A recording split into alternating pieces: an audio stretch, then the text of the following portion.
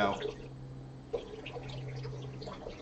Hey everyone, welcome to Con Artists. We are here with Doc Phineas. Of course, we've got Jane Doe here as our co-host, and we've got Cuddle Buddy Frankie as producer of the show today. So make sure we want you to go ahead and love this video, give us a share, give us some love, ask us some questions because we have one of the greatest steampunk minds that you're going to find. We've got Doc Phineas here online with us. Doc, how are you doing? Hey everybody, I'm doing great. It's awfully nice to see you again, Jelly Bean, and just so happy to be with you guys today. Hello from Las Vegas.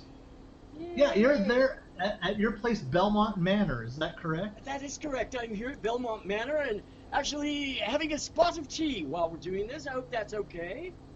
Oh, you're so classy, Doc. So it's a tough job. Someone has to do it.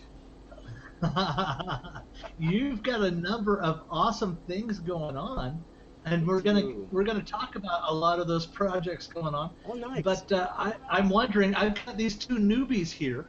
Cuddle Buddy Frankie and Jane Doe know almost next to nothing about steampunk, and you know a lot about steampunk and can explain it very well because you were a history teacher at UNLV, right? Well, actually, I was an archaeology teacher. So my PhD's in archaeology from London University, and I have been teaching archaeology for 45 years at the college level, and previously was at the University of California, Berkeley. So I'm a Berkeley prof. Yeah. Wow. And then came to UNLV 16 years ago, and Pawn Stars has been on television now we're starting our 16th season. So a lot of people came over from Hollywood to do TV shows out of Vegas, basically. Yeah. That's awesome. I kind of ended up at UNLV out of default, but it's a great school. And they still, even though I'm retired from teaching now, but I still give classes on subjects that they don't have professors to teach them. Very cool. Very good. Yeah. Well, could you give us a good background about steampunk and where it came from and how people celebrate, because you're pretty active not only in the history of it, but through today around the world you get to travel and be a part of it. So as a steampunk icon, can you kind of give us a steampunk 101? Well, a steampunk 101, and you know, there was steampunk before the word was coined, steampunk. And that word was coined by K. David Jeter, the author, and he coined it 30 years ago this year. So we're in the 30th year of the word steampunk. And, you know, he was questioned by people, what do you call this genre that you're writing in? And he had written the book Morlock Nights, which was basically a sequel to H.G. Wells' The Time Machine, right? And very cool book, and I was very attracted to his writings, and had met him at Berkeley. And people questioned him. They said, well, what do you call this genre, this weird kind of Victorian science fiction with time machines and things like Jules Verne would write about, and he said, well, I don't know, there's cyberpunk, right? So I guess we'll call it steampunk. And it stuck, right? And much to the chagrin of some of us who had always been there for years and years, I've been dressing like this since 1964. Really? Yes, really. Wow. And actually, one of my first jobs was in Kansas, and you know, I'm a pretty good knockout old Kansan piano player, so I can play the old style rinky-tink piano, and you know, I've been playing piano since my mom started me at 3 years old. So I met Amanda Blake from Gunsmoke and James Arnaz, and they were blown away by my ability to play piano. And I played piano on a couple of Gunsmoke episodes, and used to play in Dodge City during the summer in the Long Branch Saloon there. There was a sign said, "Don't shoot the piano player; he's doing as best he can," you know. So, and I was pretty high on sarsaparilla at the time, I want you to know. And I started dressing like this, and I had a fake mustache, you know. And I remember doing a novella to the Virgin Mary at the Catholic Church saying, I will do anything if you'll give me a mustache like this. And so I had a glue-on mustache, and you know, God must have blessed me. I woke up one day and it just went boing, and it's still here. So I've been like this a long time, and I kept Yeah. thinking someday there would be maybe something around it. Disney did Chitty Chitty Bang Bang, and I thought, well, that's pretty darn, what I'm about. And I love The Absent-Minded Professor. Tony Curtis in Hollywood was a great friend of mine, and he did Uh-huh. like The Great Race, and then we had The Incredible Men and Their Flying Machines, and suddenly we had a genre. And Uh-huh. the beautiful thing about this genre, we're literally a literary subgenre of a subgenre, right? We Uh-huh. are Yeah. Victorian ideas about the future based upon the technology that they had during the time of Queen Victoria. So you're basically looking at 1830 up to, and we usually go up to like 1915 so that we can include dirigibles as technology, right? But it's Uh-huh. all about steam technology and imagining an alternate world based upon steam technology being the way that we could have flying machines, that we could actually steam power a machine that might even go to the moon, or steam power a submarine, um, and all of the stories that follow that kind of technology based upon the steam era. So that pretty much was how the genre started, and the authors that were writing in that subgenre of a subgenre created this alternate world where women can be heroes, where uh, persons of any color, shape, or form, black people, white people, yellow people, green people, orange people, red people, blue people, could all be heroes, right? Wow. So you really can't say that the steampunk movement is empire worship or that we're perpetuating racism, slavery, women without the right to vote, all the things that existed during that time period. We're an alternate reality where anything can happen. And you can basically do anything based upon your own inventiveness, your personal creativity, and your flair for style, I would say. So that would be, in a nutshell, what I think steampunk basically is. I had no idea that's how it started. So, And they say, there is a thing in Wikipedia that says the difference between just dressing like a Victorian and dressing like a steampunk is that steampunk garb should have some sort of invented gadgetry involved, yeah. Oh, yeah. So most of us carry guns, some of us have, bionic arms that are made out of steam technology.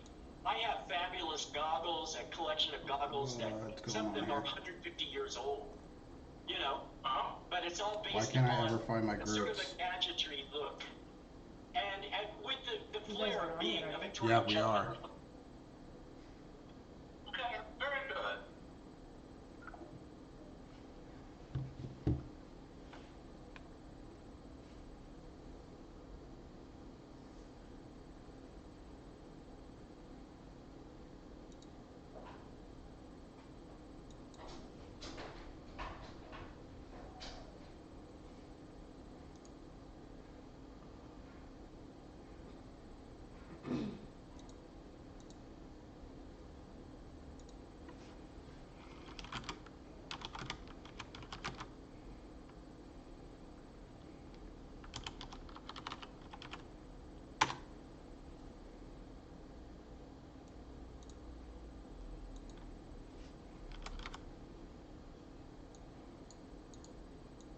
They still talking because the screen's down.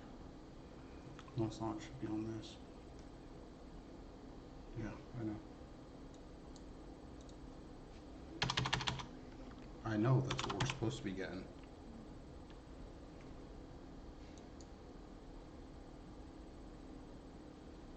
Because Bean's not paying attention.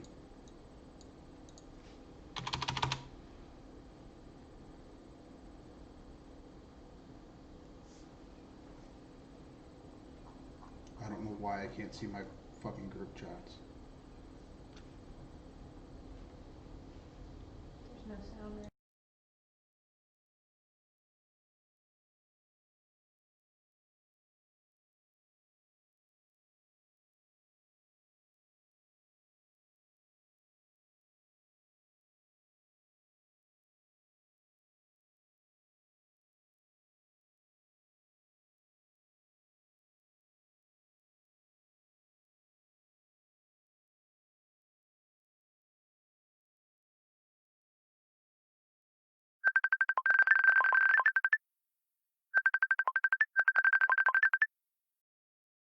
hat, my top hat. And it was a Masonic hat in these wild zoot suit costumes and riding a penny farthing around Berkeley in '72. And people go, who the hell is that guy? It's just too weird, And so I didn't have a community to back me up. I was just an eccentric, doing my own thing. And when I got to Vegas, I started discovering things like Fanime, and I thought, wow, Clockwork Alchemy in San Francisco. There's actually a group of people like me that were at San Jose State.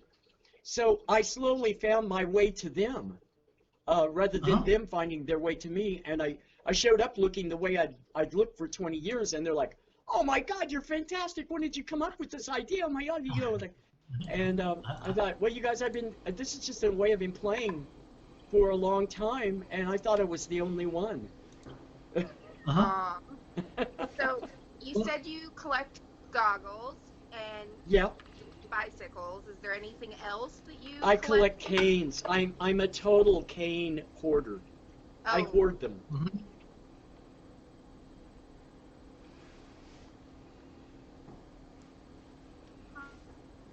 No, we lost. They're amazing. Some of them, I have canes made out of solid silver. I have a cane that belonged to the unsinkable Molly Brown that she probably had with her on the Titanic. Or at least she got it on a trip to Japan. That's in the shape of a dragon. Hollow on the inside. God only knows what Molly was bringing into the But, things like that, steampunk jewelry. I love steampunk jewelry. I'm also huge on vapes. Here's like a steampunk vape that, cool. kind of came up with. Just all kinds of weird things. And, I used to schlep this stuff to Ren Fair here in Vegas.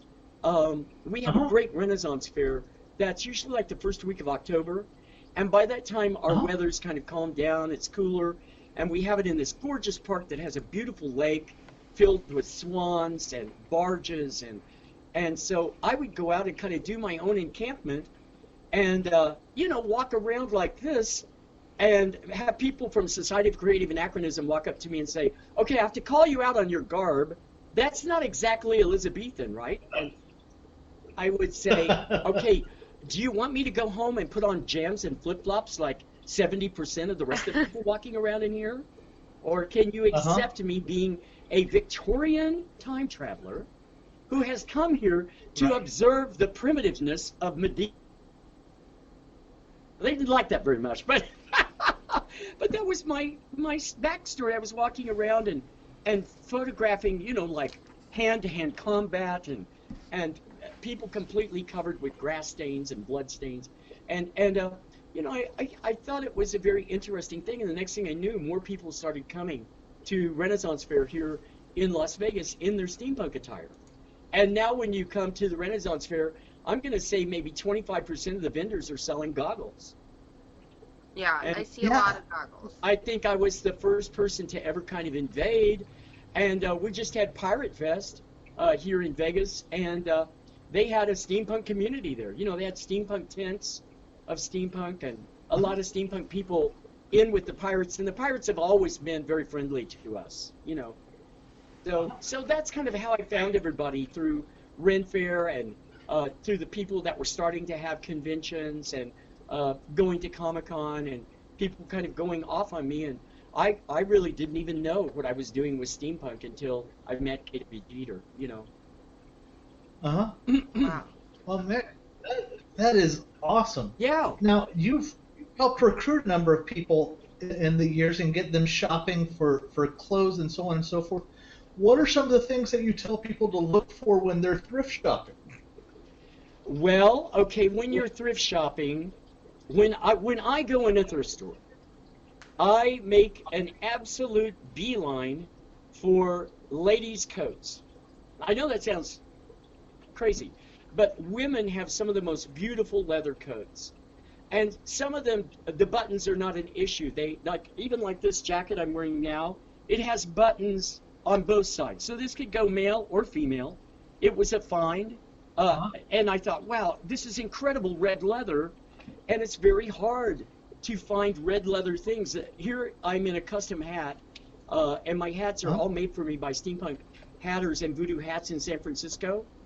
And so I actually found one in red leather, you know, to go with this incredible red leather jacket. And then I thought, okay, I've got to do something with pants, right, to make this work. So then I started looking for a really good Stuart plaid pant. And I finally found those in the ladies' slack section. And when I looked on the inside, they were Ralph Lauren. So they had actually been men's pants, but I guess whoever was putting clothes out thought, well, men can't wear red plaid pants, so they put them in the women's section. You know what I'm saying? You really have to be a savvy shopper. And if you're a male, put that macho, you know, narcissistic guy from the man cave behind you and shop in the ladies section.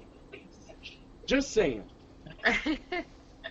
I found some great stuff in women's, and you know, got in a little bit of fight one time. One lady, she goes, "I want those plaid pants. They're not for guys." I go, "I can wear these." No, I want them. You know, that bad scenes going down at Goodwill here in Vegas. Very good. Yeah. What you got, Kayla? I wanted to ask Jane? about. I screwed that up too much. Steampunk, but I do love Pawn Stars. So, Yeah.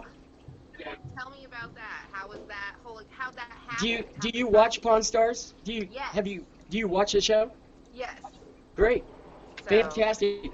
Well, you know, I basically came on Pawn Stars as a person assisting production with what would be good things to bring on the show. So they were sending me a lot of ideas, and would you, if they have many people coming to the shop every day wanting to pawn stuff, and they're like, okay, we've got a Buddha here from, they're saying maybe the 18th century, it looks Tibetan. Do you think, would you like to appraise it? You know, and then that's kind of how it started, you know, because I was the only person that they knew of that had an archaeological background in these areas. And the History Channel did a lot of research before they brought me on. And if you read the blurb on me on the History Channel, it says that, you know, I'm one of the leading experts in the world as an archaeologist on antiquities. And I'm talking about really ancient stuff, all the way back to ancient Greece, ancient China, ancient India, ancient Etruscan, anything through the ancient world, even Celtic. I'm pretty much that world-leading authority on those sort of antiquities. And my dear friend Robin Pell, who is national curator for the National Gallery of Art in Washington, D.C., already was pulling me in as a consultant. And I was even there and helped set up the King Tut exhibit when it came to the United States. Having been in Valley of the Kings many, many times on many different digs, they consulted me to make sure that the temperature was correct so that there wasn't any depreciation on, you know, some of the artifacts being 3,000 to 4,000 years old. Wow. Sure. Absolutely. So I've kind of been out there as that person, and consequently came on the show, and now I have, you know, fan clubs in Australia and France and Brazil and Chile.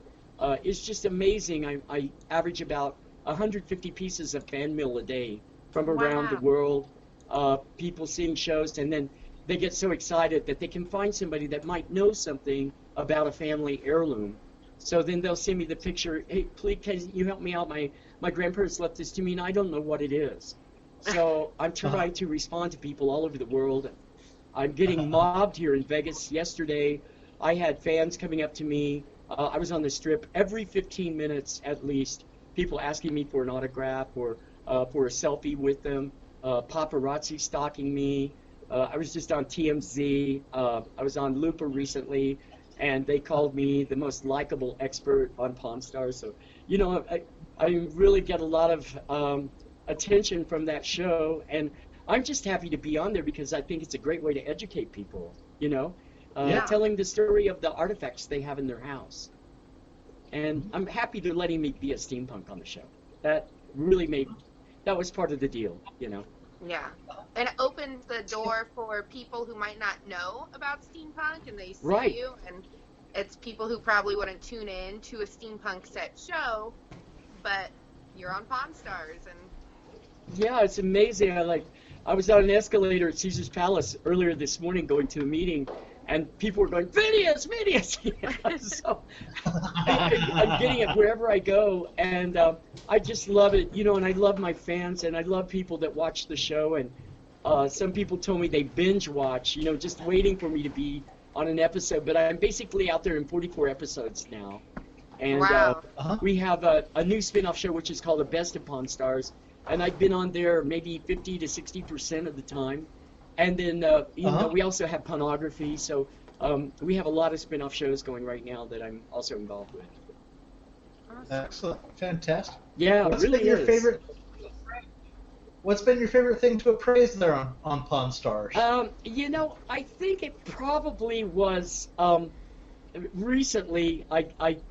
This just played the other night. You may have seen it, but Chum Lee called me up and he said, "Get down here quick, Doc, because this guy's got a great Ming Dynasty dragon, and it's Chinese, and it looks really old, but I don't know if it's worth $1,500." So I jump in my car. That's usually how they call me. I go down there completely unprepared. I haven't even seen the piece, right? And I walk in the front door, and I say, "Okay, Chum Lee, do you want the bad news or the good news?" And he said, "Always give me the bad news." So I said, "Well, the bad news is it's not Chinese, it's not Ming Dynasty, and it's not a dragon." And I said, "Let me inform you, young man, that young men in the room, that when you have the head and beak of an eagle and the body and tail of a lion with wings, that is a griffin. That is not a dragon." Yeah. And so it was very interesting to give him that, and Chumley goes, "Okay, great, I'll give you 500. I go, "Now, just a second." I go, "This thing came from the Uttara civilization, right? If it is what I think it is, it could be 7th century. It's that old." Wow. And I said to the owner, "Would you allow me to flip this over and file on the bottom foot?" And he said, "Hey, Doc, if it helps you identify with it, go for it." So I was just a foot, come on. And I said, I'm a museum curator. I'm not going to do anything that will harm this piece, but I just need to see something. So I filed a little bit of the crud off the bottom of the foot and gold tested it, and the thing was solid gold. Wow. Wow. So he is asking $1,500. Wow. I said, "Now is the price still $1,500? Because I got $1,500 on my credit card right here. I will take it." And Chum Lee goes, "I'll give you $750. I go, "Dude, this is 10 pounds of gold." And so I told the guy, he said, "What would you do?" I said, "Take it to Stanford University, get it carbon dated, have it authenticated that it's gold all the way through, because I don't have the equipment to do that without harming the piece, right? And if it's solid gold, you get on a plane, you go to New York, you take that to Sotheby's, and my estimate is $150,000 to $200,000 in auction." Wow. This guy was going to pawn it for $1,500. I can't even tell you how many times I see this on the show. People really don't know what they've got. They don't know what they've inherited. They don't know what their parents. I mean, we had a group of millennials that sold their parents' Ming Dynasty collection, 5 pieces for $20. The 5 pieces were flipped in London for $350,000. Authentic Ming Dynasty bowls. Wow. Man. So people just don't know what they've got, and so that's why I'm on the History Channel. I want to tell the story, the backstory of artifacts, and I'd like to teach history in the process. And it just feels like a perfect fit for me, being who I am. It was a great show for me to be a part of. Yeah. Well, we love you on the show. Fantastic. Oh, well, thank you. Thank you. It's my pleasure. So, you've got a couple other projects going through with TV. Can you talk a couple about TV, and then we'll talk about movies and stuff that you're doing at the NAB convention after that, if that works. So what's going on TV-wise for you? Well, TV-wise, I've been working on this on a children's show for teaching children, for education about historical timelines, things all the way from dinosaurs to Napoleon, so that they have some sort of sense of history. I found a lot of kids, I say kids, but even high school students that didn't know any significance for the date 1776. Couldn't find London on the globe. They thought Napoleon was an ice cream. I'm like, no, that's Neapolitan, dear. That's not Napoleon. And I thought, wow, you know, they're not really assimilating the way that they should assimilate. So for a long time, I've been working on an educational show that can be a lot of fun. And so I've been, you know, I'm in pre-production on that. It looks like it's a really good go. And so that's been exciting. I just got back from India working on Treasure Quest. And that was fascinating. Really nice film crew of 5 people, and also people with drone technology, and going through temples, beautiful palaces in India, and discussing the antiquities there and the story of India, the historical background, and getting to meet some of the Maharajas and some of the really great people in India. And that was really quite something. That's called Treasure Quest. And then I've got maybe 3 more in the woodwork right now that hopefully will go to the new television network that I'm going to be a part of. So I'm pretty excited about television right now, and the involvement of a steampunk character, kind of like a grandfather, into television. One thing that I feel about TV that's missing today is that we used to have these great male characters that were there for kids. And if we're homes where maybe the dad's missing, or maybe the dad's gone all day long working, and they just have their moms, and they never ever get a male figure that's friendly, kind of like a grandpa, and teaching them something. So we've lost our Mr. Rogers, right? And I grew up with Captain Kangaroo. I loved Captain Kangaroo. I mean, I would even fake to be sick so I could stay home and watch Captain Kangaroo, you know? And then we all know what happened to Pee-wee. We lost Pee-wee. And you know, my first job when I was in television, when I was a little boy, I was on Pinky Lee. Pinky Lee was great. And I was tap dancing on the show. I was kind of like the mini-me Pinky Lee, you know. Hello, my name is Pinky Lee. So I've really been looking for a place for a guy, you know, Mark, and you understand this from kind of being a Mr. Wizard type guy, that there's a need for him in television. Especially in positions where we're friendly, we're like a grandpa, we're nice to everybody, and all we want to do is tell you our story, you know? And so I've really been working on characters that I think I've grown into that character now, that I am that grandpa that kids like, you know? So that's some of the stuff I'm working on right now, to try to find some Saturday morning programming where kids have a nice guy that they can look forward to hearing him tell a story, or show something fun, or do a science, or, you know, bring in his friends, and do a tap dance. You know, that's what I'm trying to do. Yeah, That's well, great. we should definitely do some conversations later about that. Yeah, absolutely. Absolutely. Yeah, what's going on movie wise with you? Because I know I'm working on a great film right now that I'm absolutely loving, and it's called To See the Elephants, and I play a circus ringmaster, and it's kind of nefarious sort of we're actually. Oh, just lost you. You guys still there? Yes. Yes. Oh. Let's see. When they get bullied, they kind of, like Alice, fall down the rabbit hole. And where they go is to this great circus where I'm the ringmaster. I'm the grandpa that takes them in and says, hey, don't let anybody speak badly to you. You stand up and hold yourself up tall and put your chest out. And let's find something that you can do in the circus. Oh, wow. Gee, Doc, I didn't know I could jump. Hey, wow, that's really cool. And so the whole... Hey, Doc, we lost you for part of that. Oh, you did? Yeah. No, it's a circus about anti-bullying, where people, young people find their way to a circus that is kind of like an imaginary, wonderful, creative circus. And I love that message of anti-bullying. And I think it's something that I've been so much a part of.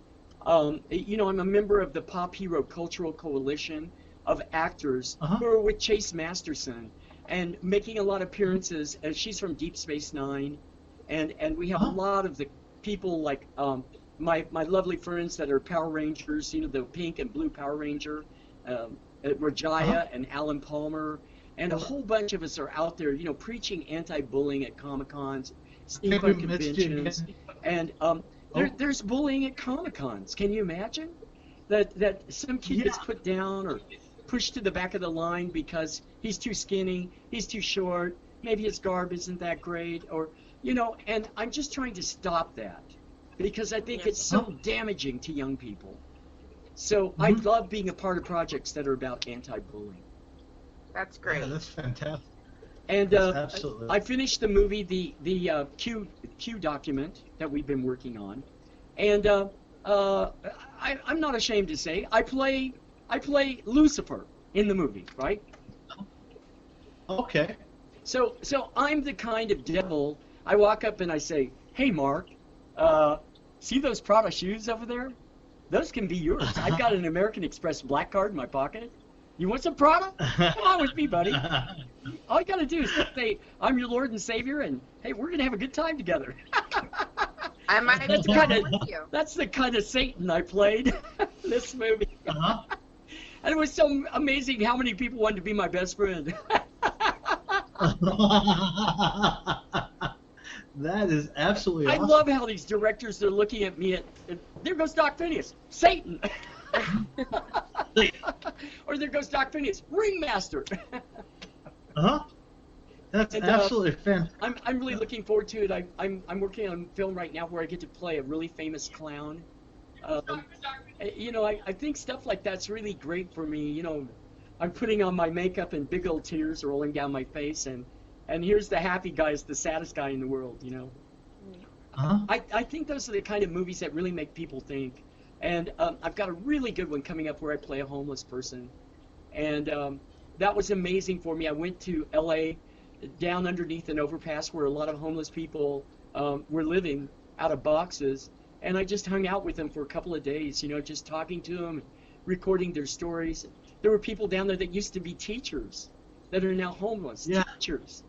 Wow. And it just absolutely broke my heart. And I'm so glad I did that because I think as a result I'll really be able to play this role very well, you know. But I'm trying to bring things to the screen that maybe people would never even think about, you know, making a movie about. Sure. That Very sounds great. cool. Yeah.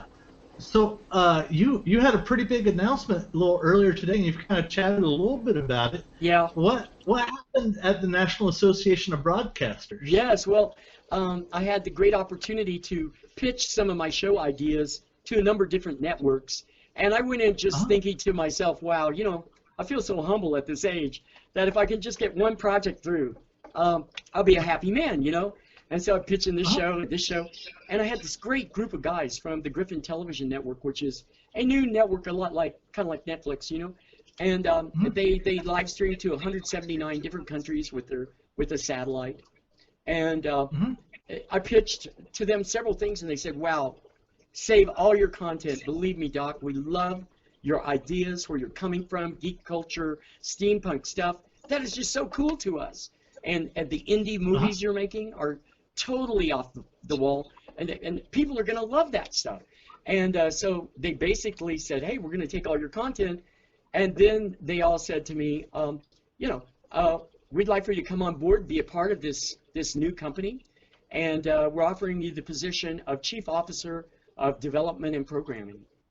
And that's a huge thing on a worldwide basis, that I'm going to be the person there at the helm determining what sort of programs, you know, brand the whole network, and bringing in new stuff that, you know, might get stopped by a normal network where you have to satisfy corporate sponsors that may not be down with what you're doing, you know.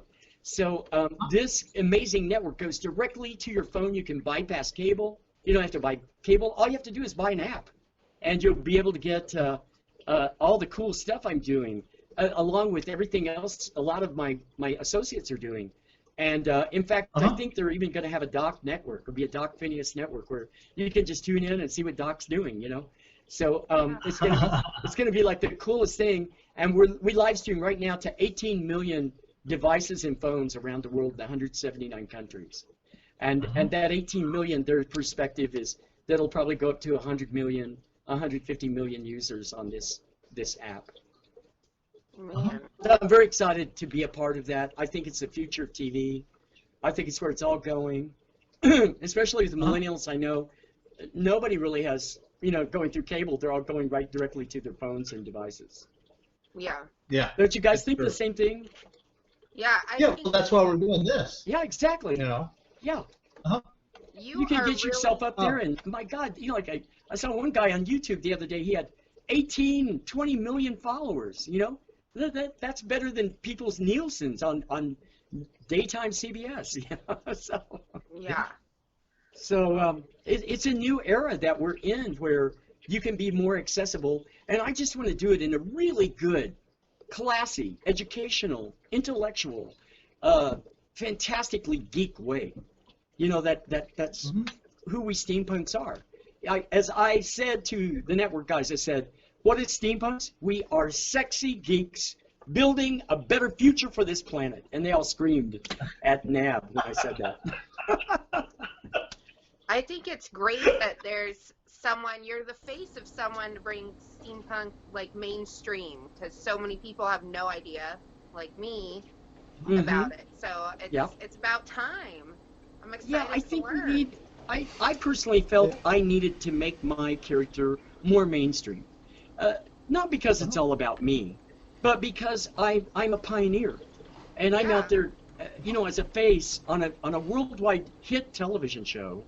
And so really with that exposure, just like Rick Harrison turned to me when I first came on the show and he said, you're going to be the world's most famous steampunk being on the show because there's just nobody like you really on worldwide television. Yeah. And then, you know, we got more things like on the Game Show Network, we got steampunk, and, you know, there's been episodes of Castle, and we got more things, but I tried to be out there as a pioneer, and that being said, to kind of watch my image a little bit so that I stay squeaky clean. I do movies for Disney, you know, so I try to be more that guy that's about kids and not do some of the racy things that some steampunks do that are famous.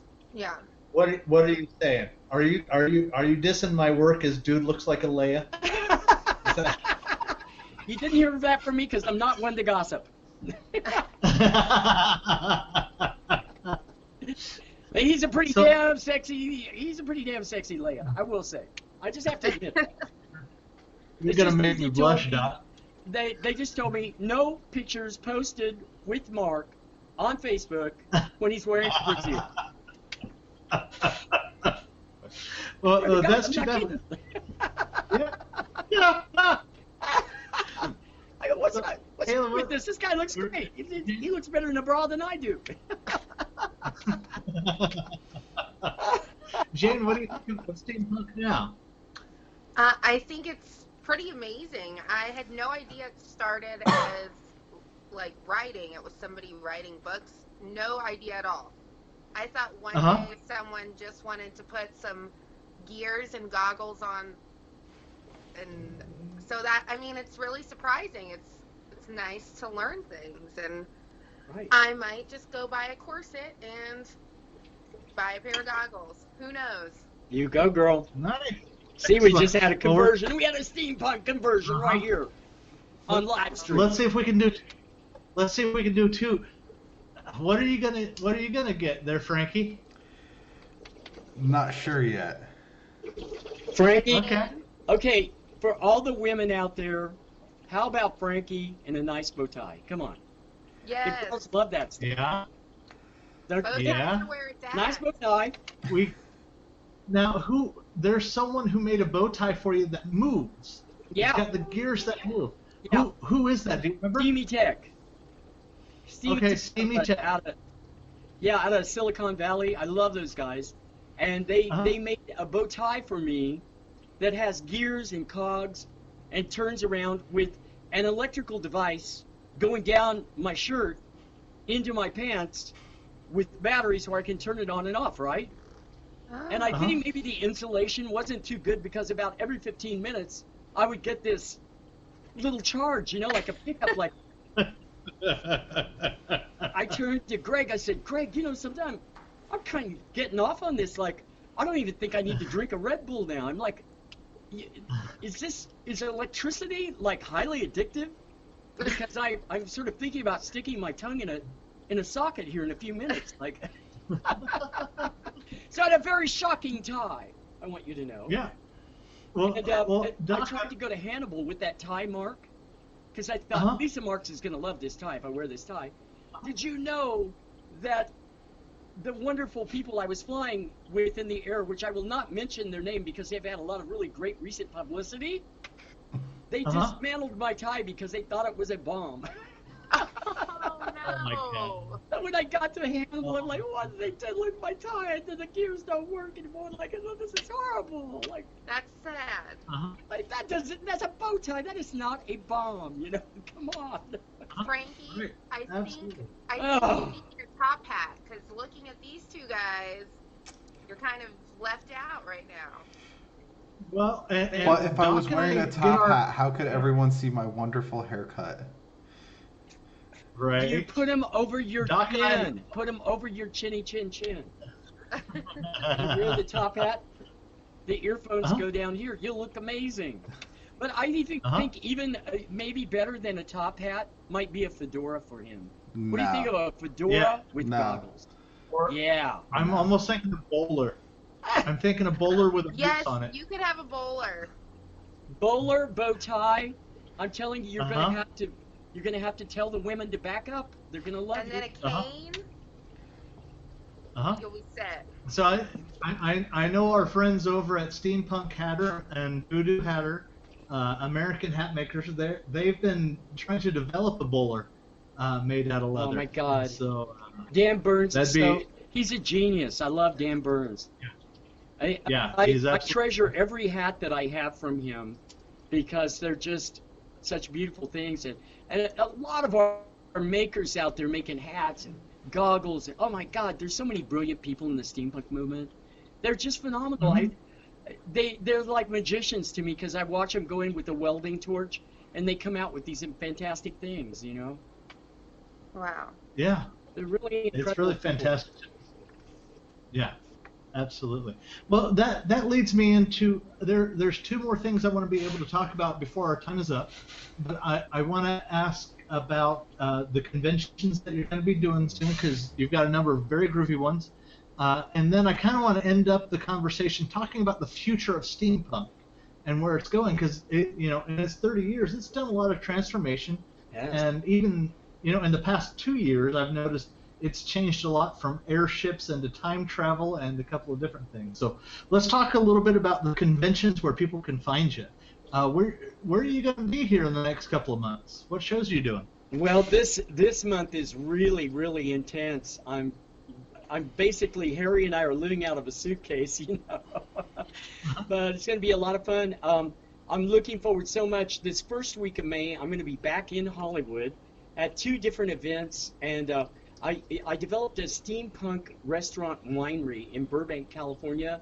That's just phenomenal, and it's called Urban Press, the Tasting Room, and I'm going to be appearing there and singing with a jazz band. I'm doing steampunk, kind of like Dixieland jazz, come on along, you know that, and we're just having so much fun, and scores of people coming over there. So if you're anywhere close to Burbank, come on by the Tasting Room and hang out with me. From the 12th to the 14th, I will be back in San Diego at the Handerly Hotel, and we're having fantastic Gaslight Gathering, and that is really the oldest, I think one of the most incredible steampunk conventions in the United States. Just phenomenal people are going to be appearing there. Mother's Day is on the 14th, and I'm doing a high tea for all the steampunks with their moms called the Mothers of Invention. And I'm not exactly sure if I'm going to sing a steampunk version of some Zappa songs, but I may go there. I really may go there. Kenny's little creatures on display, But there's going to be all kinds of antics, and the theme of that convention is the restoration. So the main thing is I'm going there with a carpet bag, and I'm doing the steampunk carpet bag version of Carrot Top, right? Like pulling things out of the carpet bag. So it's going to be a blast. Everybody's got to come. And then the following weekend is the 20th. And, you know, we have this amazing train that leaves Santa Cruz. It's an old steam train, and it goes through the Redwoods, through Fulton, and ends up like at a fantastic winery where we do wine tasting. And the winery has, you know, a stage. So I'm doing a whole vaudeville kind of fun show with that. The following day, I have to jump back on a plane, return to Vegas, and I'm in a movie called 48 Hours. And we're basically filming the film in 48 hours. It's a very interesting film. And the guy that's doing it last year, his film won at Cannes. So I can't wait to be in that, and with a number of stars. On the 22nd, I'm going to be modeling, you know, on this amazing fashion show, wearing Gaultier and John Barbatos. I'm going to be on the fashion runway, and that'll be at Emerald here in Vegas. And then on the 23rd, I'm back in Los Angeles and appearing once again at the tasting room for a huge, huge party for Madame Bouchard. And then the following weekend, 27th, 28th, and 29th, I'm in Big Bear for the Mountain Steam Festival. And that's just going to be incredible this year. We're all staying and camping, doing Victorian glamping, people dragging their beds out into their tents. You know. How do steampunks camp? A steampunk camp, yeah. And I heard like over 250 bikers are coming, and we're doing panels. And in Big Bear is this resort in Southern California that's up about like 10,000 feet up in the air. They still have snow up there, so a lot of people go up there for snowboarding, and it's going to be so cool to have a steampunk convention up that high and a big weekend festival. So that's just May. You're a busy man. Yeah. Awesome. That's awesome. Man, in June, July, August, I'm just booked solidly through those months, but mostly working on movies in June and July. And then in August, I'm going to go to England, and I'm planning on being at both Lincoln and Asylum this year. Wow. Okay, awesome. There's going to be lots of good people out there. Oh, lots of good friends out there. Awesome. The best Most people. Excellent. I can't wait to be with friends of mine like Montague Jacques Fromage and Anathea Gamble and many people that are friends of mine across the pond that we talk on Facebook every day, but we never really get to sit down and have a nice spot of tea. So we are going to take care of that this trip. Right. Well, I've been chatting back and forth with Monty, and I get to see Anthea and her daughter every once in a while. Yeah. They're just fantastic people. Such great souls. I mean, these people are just so good. They'll give you the shirt off their back. They're just some of the best friends I've had in life, and always been there for me. So I'd like to pay back and kind of be there for them if I could. I wish I was going to be at Steampunk World's Fair next weekend with Jeff Mock, and I was in conversations with him wanting to do it, but I've got all of these gigs on the West Coast that I've got to take care of. So. Sure, absolutely. Yeah. No, I totally understand. Yeah. I've talked to Jeff about coming out there, and even from the Midwest, there's a number of things to support our own community going on right here. I bet. And, we kind of all have to hold down the carpet, in whatever part of the world we are. It just makes sense that, I'm kind of the Vegas guy for steampunk, and I'm happy to be that contact person, so that when steampunks come to town, we all go out, we drink together, we take the zip line together. Just being wild in Vegas is so much fun. So you kind of have to do your own neck of the woods, right? Yeah, so, absolutely. What's your favorite show in Vegas? My favorite show is my show. Yeah. I'm in Steampunk Alice. So it's Alice in Wonderland told from a steampunk perspective. And it's at the Brooklyn Bowl on the Strip at the Link. And it is a fantastic show, 20-piece orchestra, people from the Cirque du Soleil performing overhead. The rabbit's entire garb is made of brown leather with clocks embedded in his forehead. I'm out there tap dancing with the Red Queen, who is 20 feet tall. And, you know, if you're looking for a steampunk show that will just wow you, that show is a total wow. Ann Martinez and Ashley Fuller are probably two of the hottest singers in Las Vegas today. I mean, those women can sing anything from opera to rock and roll. And they're both blonde and tall and gorgeous, like showgirls. So I'm very happy to be in a show with them. And Ryan Kelsey from Chippendales, hello, is our choreographer. So we got the hottest guys, the hottest girls, and Doc Phineas. And Doc Phineas. But that is a Nice. very, very fun show, I have to say. Uh-huh. Excellent. Well, hey, I want to hear some predictions where you think that steampunk is going, and where you think it should go. Well, you know, Mark, I'm sure you have people in life that love you and people that are your naysayers, right? So you just expect Yes. that when you get to be my age.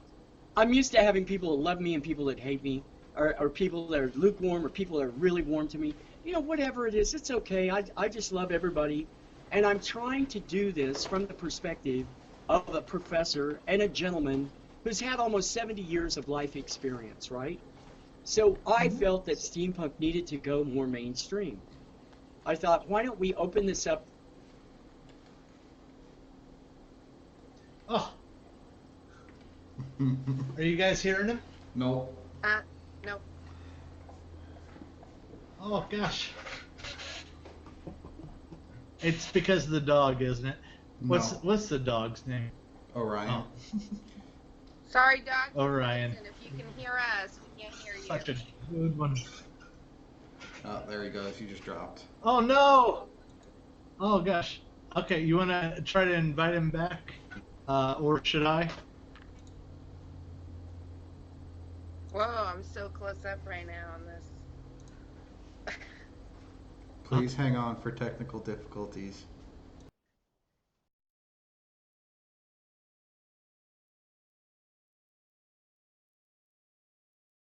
Must have been a cop car. And But we're back. what I Sorry was trying about to say that. was that, you know, they told me this year the best-selling garb for Halloween in Halloween stores across the country was, in fact, steampunk. Woohoo! Yeah. Selling garb, even with the young kids for Halloween now. Young kids, they got Nice. the little goggles, they got the top hats on. You know, they want to be Uh-huh. cool like us. So, Uh-huh. I think the future is it's just going to go more and more mainstream, and everybody's going to get to have a part of this, and it's just going to go more and more and get bigger and bigger. Is my personal opinion. And why not? I mean, Excellent. we're fabulous geeks. Since I dressed like That's right. this as a college teacher, a lot of my kids in class that were dressing kind of hip hop, slagging in their jeans, their asses hanging out, not too great at underwear. You know, I'm like, really, you guys? This is how you think you're going to get a job? Really? Okay. And so I had this one guy, he's an NBA-bound black basketball player in one of my classes in archaeology, and he came to class the other day. He's 6'8", dressed head to toe like Sherlock Holmes. And I said, wow, Jim, that's great, you know, and all the girls went crazy in class, you know, all the guys shaking in his hand, you know, like, look how sexy this is when somebody really dresses well, you know, and it's had a Right. influence on people that they're showing up now. A lot of college kids, a lot of millennials are coming to our train trips and to our ghost busting things and paranormal groups that we have, and I just think it's going to get more and more as people get exposed to it, and they're like, wow, I like the way you look. And plus, what millennial doesn't want to wear a great pair of goggles? Come on. You know? Exactly. Yeah. Can I ask a question goggles. Right. before we go? These are the best. I love my goggles. Driving the car. Is there different like subcultures of steampunk? Gothic steampunk? Oh my gosh. Or Yeah. oh, there. We're not, you There's know, because you people- can do anything and it's steampunk, right? So we have some people that just dress as Alice from Alice in Wonderland, and they're fabulous. You know, that's their whole thing, and they hang out with all Alice people. We have a big movement now towards steampunk Harry Potter. So I love Harry Potter. I'm Maybe going that's to my be calling. at a Classic Comicon, and that's coming up in Modesto, California in October, and we're having a Harry Potter ball, right? All steampunk, and I'm playing the Minister of Magic, and it's already gotten out of control. In fact, Dolores Umbridge from San Diego, she's already even made me go to the blackboard and write "I will not tell lies" when I told her the Dark Lord was coming to our ball. See, can't get no respect. Man, that's amazing. Right. But I mean, you should see these people. They look identical to the characters, and they're steampunk Harry Potter. So, and Mark probably knows other groups spin off. We have steampunk pirates. We have steampunk saloon girls. We have steampunk everything. You know, like and we've got Dude one of my Vader, favorites is steampunk the- Darth Vader. Dude Vader. I was just going to say the Star Wars steampunk universe. Oh, that's a big group. That's Star Chris Wars steampunk Nolan. group. Yeah, they're fantastic. We've got Steam Trekkers who are out there. We've got Diesel punks. Yeah. You know, the diesel punks are a little bit different. You know, Yeah, they look more 1930s, 1940s. kind of post-apocalyptic, right, Mark? Wouldn't you say a little bit more like? A lot of times they'll get into it, but they'll also have, like, instead of the browns, oranges, and you know, some of the colors that are associated with steampunks, they're more into blues and grays and that retro look. That's just, you know, it's 1930, 1940, just right before the Industrial Revolution. And, you know, they do some very great stuff. I think they look really cool. I went to Burning Man, and I was riding my bicycle over the playa, and it shoots fire out the back of my bike, right? So I was very amused by steampunks that would watch me and laugh and point, "It was Doc," you know, and all the millennials liked it, you know. So I thought, wow, how wonderful, you know, at my age to be accepted by young people that love my cosplay, and I love their cosplay. So in our world, there's no judgment. That's the one thing that's not steampunk, is any kind of judgment or anybody walking around going, "That's not steampunk. That's not steampunk." Get alive. Everything. However a person wants to express themselves. That's why we have an alternative reality. We don't want to live in the real world filled with judgment, you know? So in fact, the community between steampunks, we have all kinds of steampunks. I love everybody and accept everybody. I'm just amused and sort of titillated by their creativity, you know? Awesome. Yeah. I'm excited. Yeah. Well, we're looking forward to seeing what you do more with steampunk. Doc, thank you so much for being a part of this in this conversation tonight. Where should people find you online? You're on Instagram? I am. I'm Doc_Phineas on Instagram. I'm just Doc Phineas on Twitter. And on Facebook, I used to be Dr. Phineas T. Castle, like I am on Facebook, but they busted me, made me go back to my birth name from Kansas that I haven't used for 40 years. So Sure. calling me Kenneth, which was the name that I always just couldn't stand, but on Facebook I and I know that. and you'll see I have fan pages there that are Doc Phineas. And if you can't find that regular weird name, just look for Doc Phineas and it'll connect. Yeah, I found a Doc Phineas page that just is Doc Phineas. So. And also DocPhineas.com. So you can write me at doc@docphineas.com if you want to write me. And yeah, I'm out there on social media as much as I can be. And I'm having fun with Pinterest. You know, like I'm doing a lot of pins now. So any of you who love that site, please come and follow me there because I'm discussing fashion with people and showing people how to put their garb together and giving them great photos of ideas. So if you are looking for an idea for garb, yeah, join me in my pins because I think you might like them. Some are really darn cool. Sounds great. Thank you for joining us, Doc. Color Buddy Frankie, thank you so much for doing the production, making sure everything works. Jane Doe, thank you for co-hosting, being awesome once again. Want to say thank you to the executive producer Larry and the animal wrangler Charlene and everything that you guys have done for us. And look for us next week here on Con Artists. We're going to be talking to Buzz Dixon. Buzz was the writer for scripts for G.I. Joe the cartoon. He had also done work for Jem and the Holograms and My Little Pony and a bunch of those 1980, early 1990 cartoons. And he also worked for Hustler. And so we're going to have a great conversation with him. Wow, that's interesting. Thank you guys. Yeah, And thank you guys so much. And this will be, can you put this out on our timeline? Can people find you? How did they find you guys? Well, we're on our Con Artist page. We are Con Artist multi-streaming to Twitch, and then also on Twitch and YouTube. And so there's a number of places that I can get there. I will share it to the doc page, and I've tagged you at a couple of different shares, so it's a good way for people to find it. So yeah, excellent. All right, well, we'll see you all next. Yeah, absolutely. We'll see you all next week. Bye, you guys. It's great to be with you. I love people from Kansas. Bye.